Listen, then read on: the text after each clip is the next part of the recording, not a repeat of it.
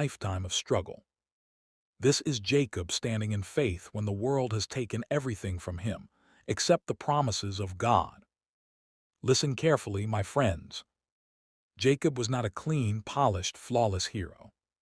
He was a man with issues, a man with battles, a man with a past he could not hide, a man shaped by conflict, with his brother, with his father-in-law, with his wives, and most importantly, with himself.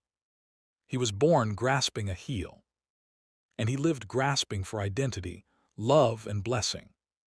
But hear me. God does not write perfect stories with perfect people. He writes powerful stories with broken people who refuse to let go of him. Jacob's faith was not smooth. It was a wrestling faith, a clinging faith, a limping faith, a faith that fought through fear and failure, a faith that refused to die, even when Jacob nearly did. So if you today feel unworthy, if you feel like you've made too many mistakes, if your past still follows you, if your struggles still speak loudly, Jacob's story is God's message. Faith is not perfection.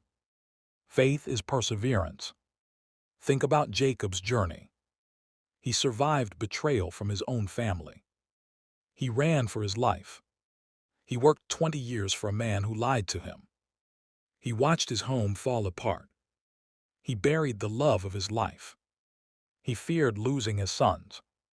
He lived through famine and uncertainty.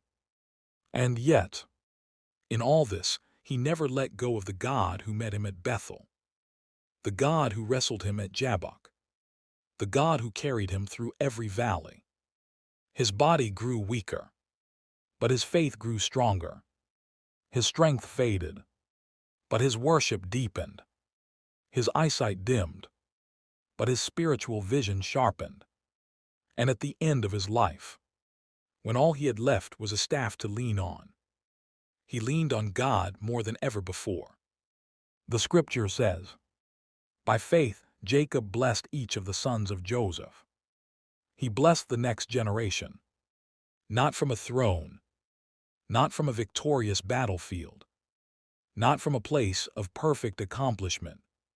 No, he blessed them while dying. He blessed them while weak.